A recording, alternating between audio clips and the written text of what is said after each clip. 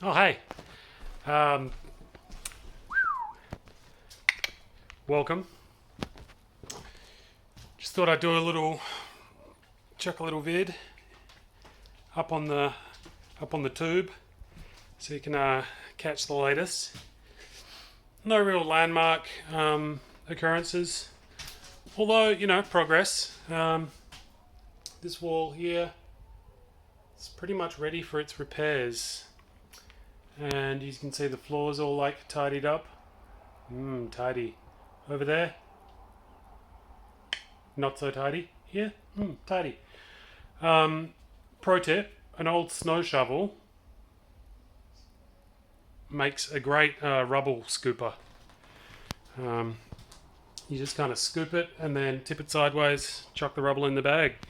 So we end up with all of these bags. Each of these bags weighs between 30 and 40 kilos. It's a lot of weight. There's a wall right underneath where these are, so it's not stressing any floor. Unlike there, which is sagging. But yeah, so what's happened here? Hang on, let's give you a little wipey. It's better. So here is where the water has been getting in. That's daylight. So there's a downpipe above us here that is missing. So there's a big hole in the gutter, and it's just pouring water on this wall from the outside, and it's just slowly washed all of the mortar out from between the bricks. And so water started getting through. It's then started rotting the framing. Here I've chopped it off. This is the sheathing, it's called. It's like the flat timbers that sit behind the brick. And then there's this stuff. It's like tar paper. That sits on top of the sheathing. It's kind of like a moisture barrier. So you've got the brick, the tar paper, the sheathing. Then you've got your studs. Then your lath, and there's plaster sitting on top of that ordinarily, but I've knocked that all off for aforementioned reasons. So I've got my mates Steve and Tim are going to reframe this wall in a couple of weeks. In the meantime, I'm organising some scaffold, and I'm getting my mate Shadrick, who's a brick mason and a general legend. He's going to repoint this brickwork. So he's going to grind out all of these like gappy bits from the outside, and then he's going to repoint. So he's going to remortar the bricks with use like a big piping bag, and you squirt basically concrete in the gaps. So he's going to repoint all of this, and yeah, he can get at it from the inside. So he'll do it from here and from the outside. And that'll seal it up nicely, and then I can get the boys to come in and reframe and kind of build the wall back up from the inside. And then once that's done, I can insulate, and then we can start drywalling, which is going to be amazing. Once gyprock / drywall, once finished wall board starts going on the walls here, it's going to be nuts. So yeah, there's that. That bedroom still needs a bit of a tidy up. I got some new windows. I'll show you the new windows in the downstairs. But you can see new window going here. On the 17th of August is my Windows date. So that's when the new windows are going to come and be installed, which is very exciting. We had a giant storm today. Detroit is pretty chaotic right now. There's traffic lights out all over the city. Just giant puddles. It's bloody war zone, mate. But it's cool. I rolled up, and Shirley was sitting on her porch, and she was on the phone with a mate of hers, and she was like, "Oh, I'll get back to you. I'll get back to you." And she hung up on her mate. And she was like, "Oi!" And she called me over and to get my number, because she wanted to tell me earlier that the plastic. So I've just put it back up, but the wind and rain blew that plastic in, and she was like, "Oh, the wind messed up your window, and I wanted to let you know." So now she's got my number, and she can let me know if things like that happen again, which she totally doesn't have to. I just thought it was like so cool that now I've got Shirley's number and she's got mine, so we can kind of look out for each other. It's great. It's great. I think I've said before, she's kind of the matriarch of the street. So, yeah, it's good to. I'm feeling the kind of roots of a sort of community feeling growing. It's really nice. So, love you, Shirley. Good stuff. What else? Yeah. Fully functioning window. Fully functioning window. Fully functioning piece of plastic. That will soon be a window. So that's cool. These pieces of plastic going to be fully functioning windows. Here we have one fully functioning window next to one fully functioning piece of plastic. Isn't that cool? Yep. And then our kitchen, you know the kitchen. Bathtub is here just to get an idea of a kitchen island, which I think is going to go pretty good. It's going to go real good. And we've got some ceiling repairs we need to do, but that's alright. Got my plumber coming back on Saturday. He came back from the dead, thought he was missing, was organising some other people, and then he re-emerged and said, "Hey, I wanna help out with your stuff." So I was like, "All right, babe, come on." So he came last Sunday, and hung out and came up with a plan. And this Saturday, I think we're going to start building some stuff, which is pretty cool. I'll show you. I'll leave it there. It's fine. I left my staple hammer upstairs, but it can stay there. If I'm going to need it anywhere, it's going to be up there. That's where all the plastic is. So now we're in the basement. So this floor here, that's the bathroom overhead. The floor needs to be reframed. These timbers are in Nudged. So I'm getting Steve and Tim, giving them a nice chunk of work so they can kind of set up shop here. Because I know how much of a pain in the ass it is to like set up and pack down and all that stuff. But I've given them a few days work so they can at least like kind of ship all their tools in, get set up, and then get to work and not have to worry about like going away and coming back again later. They can just knock it all out. So they're going to reframe that floor for me, as well as reframe those walls. And I'm thinking of getting them to do that floor beam. We'll look at that in a second. This is what I did because my plumber went missing for a little bit. Didn't hear from him. He's got ADD, gets easily distracted, and he's very busy. But he reached back out, and I really appreciate it. And we get along. I think he'll end up being a mate. So while he was missing, I was like, fuck him, I'm going to get started myself. The most important thing for me at this point is getting running water in here. And our friends Dean and Emily, Emily's got her own house that she's been kind of like fixing up. She wants to turn it into a community kitchen. And she's a legend and very inspiring. She was like, "Oh, the water supply, I'm pretty sure you can do that yourself. It's pretty easy. I've done mine." And she'd never done it before. So I was like, okay, right on, Emily.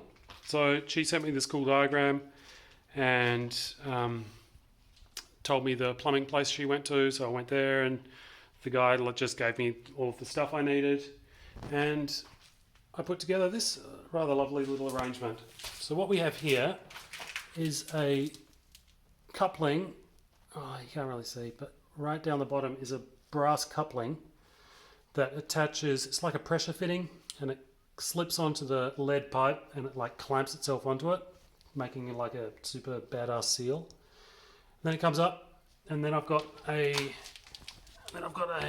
valve, so I can like close that off, open it up, and then and so this is like a wall brace, so it's like super solid, then it does a thingy. Then we've got a thingy here, and this thingy is temporary. That's where the water meter is going to go. So the water government are going to come, and they're going to like take this out and put their water meter in there, assuming everything's to their liking. Then here we've got another isolation valve. So I can turn, so this one here really is just to isolate the meter in case there's something wrong with the meter. So they can close this off, that way they can get their meter in, then open it up, water's flowing through the meter. Gets to this valve, I can turn this off, and that will isolate water to the entire house. So this is like very important. And then it comes up here, comes up here. Oh yeah, 2 more braces. I'm very proud of my braces. These are very solid and very nice. There's like cheaper, dirtier ways of doing it, but this is like, yeah, rock solid. Tapconned into the brick. Nice. Come up here, another brace. You can hang like a medium-sized donkey off this and it wouldn't budge. And then we come up all the way to the top. And it's capped off, nice and tight.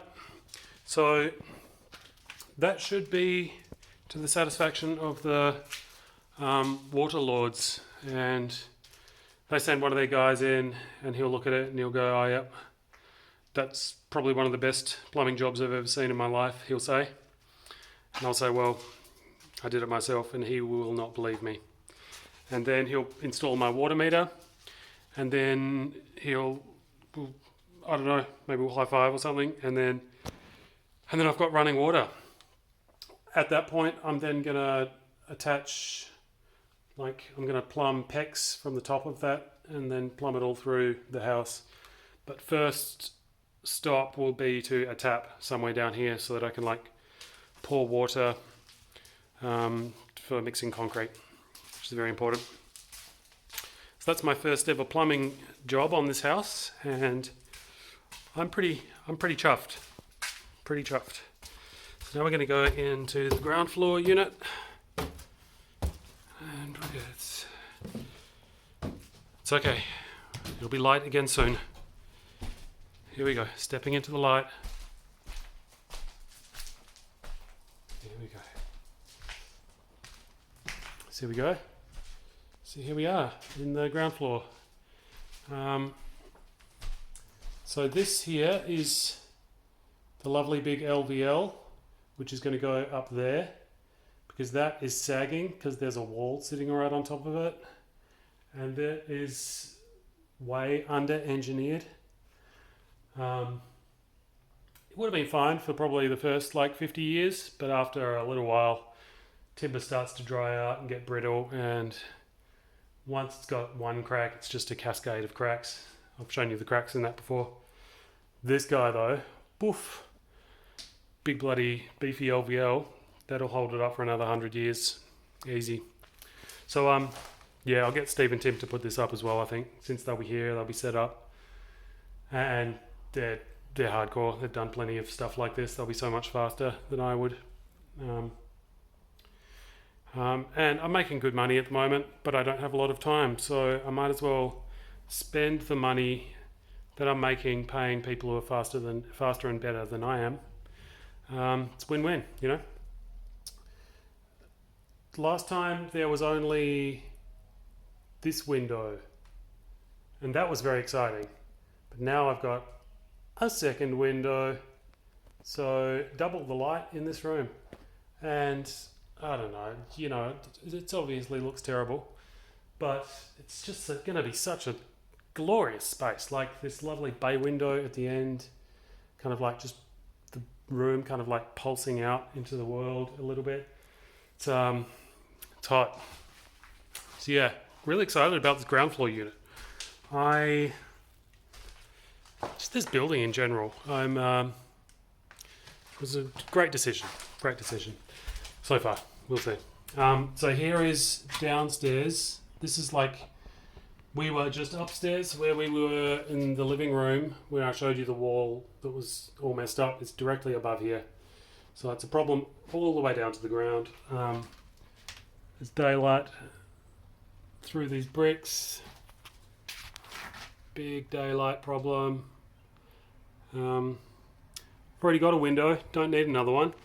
Get out of here. So I'll get that blocked up.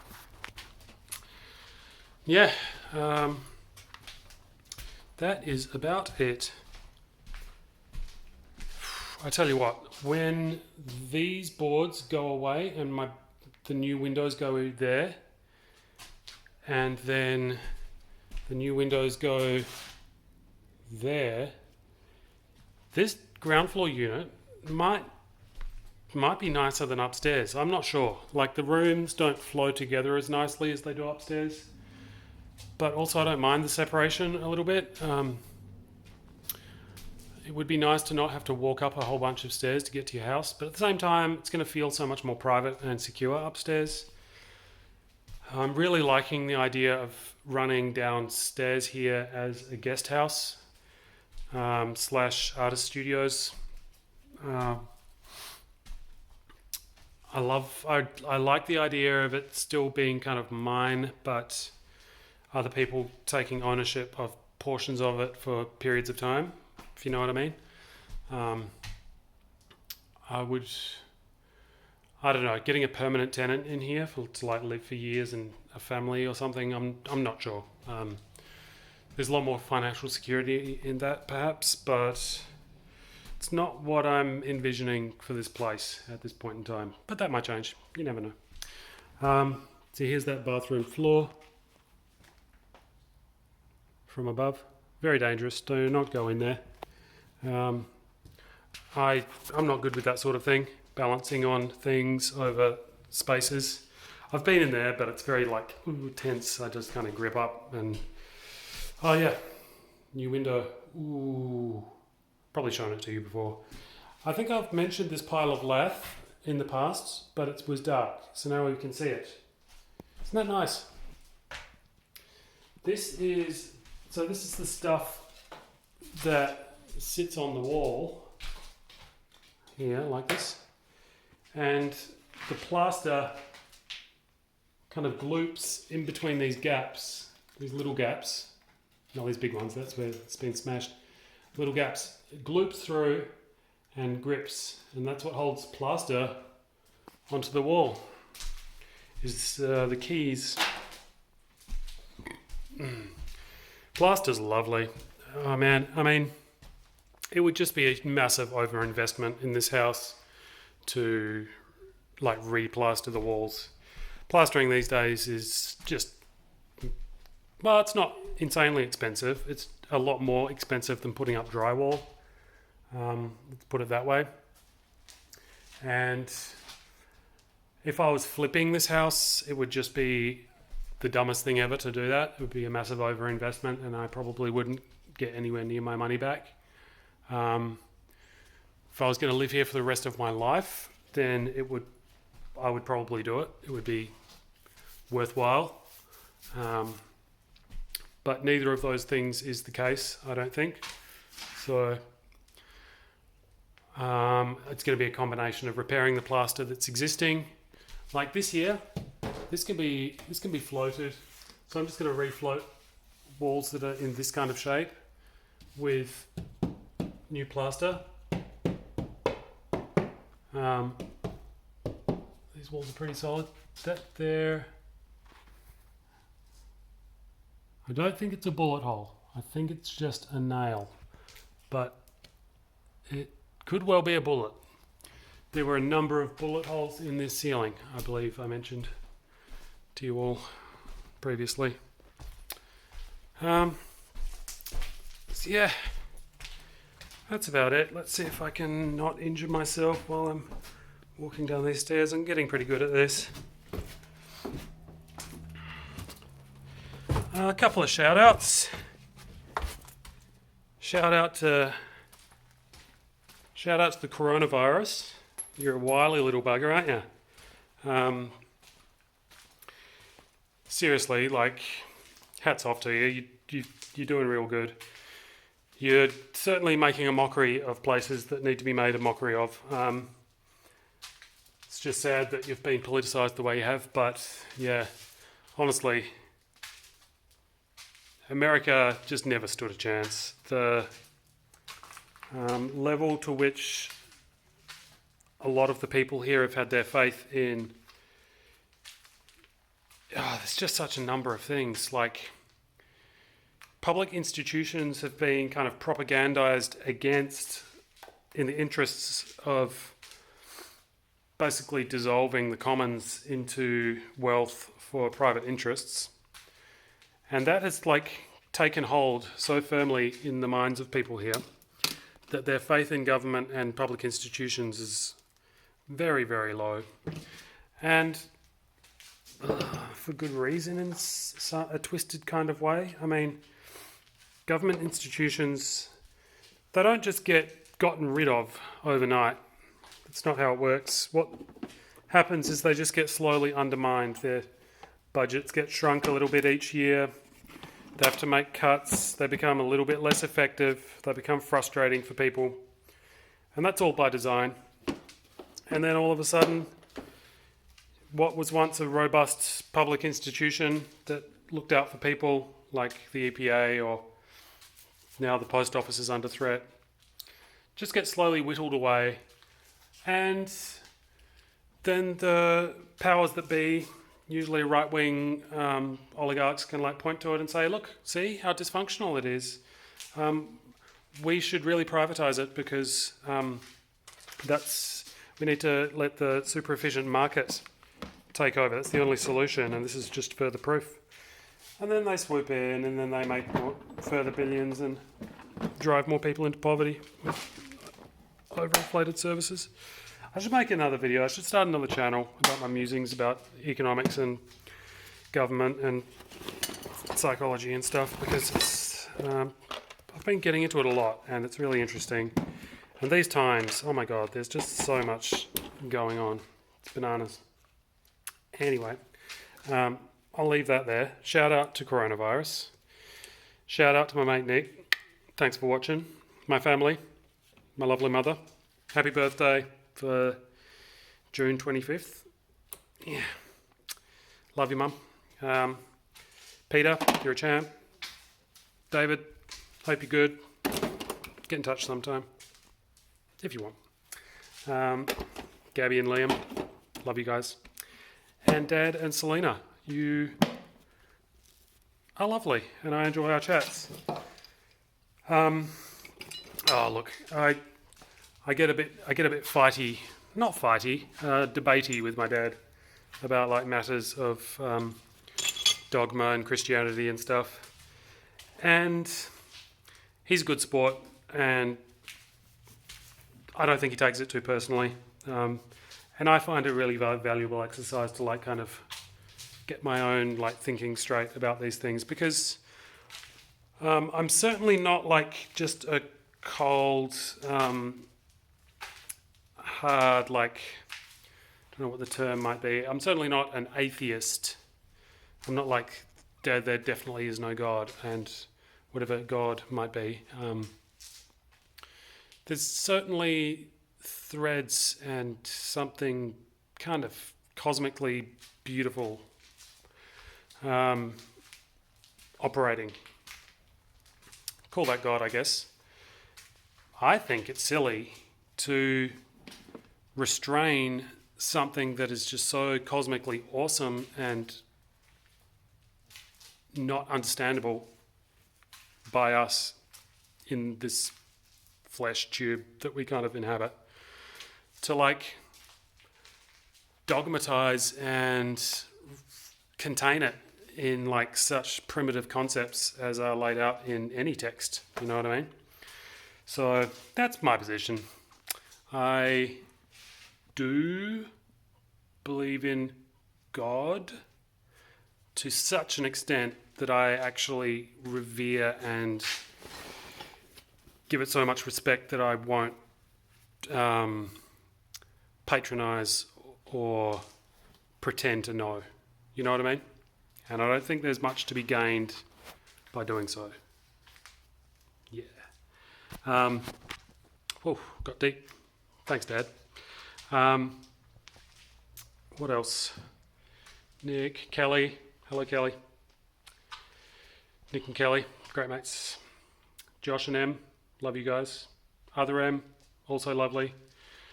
Good to see Perth is in such great shape. I really wish I was there. But at the same time, I like it here. It's part of my journey, you know. So it wouldn't be the same if I was there. Certainly wouldn't be doing this. And this is just like once in a lifetime kind of shit. Ben and Ardian, I love you guys. And Davey and Sophie, hope you guys are still watching. Maybe you gave up at some point. That's okay, I understand. Just kidding. I'll never forgive you. I should just do one thing at a time. I mean, I'm trying to carry 2 heavy tool bags while making a video. It's almost said retarded. But I caught myself. Because I'm woke. Who else? Yeah, Mikey and your kids. You're cool. John and your kids. Also nice. Hit me up, John. What's going on, buddy? Steve in Iraq. He gave me some great news. He's been put in charge of a Montessori school in Iraq. That's pretty cool. Should ask him about it. I'm going to leave that there. Other people, I'll get you in the next one. There's only so many hours in the day, and I've got some heavy tools to put back in my van. So, love you guys. See you later.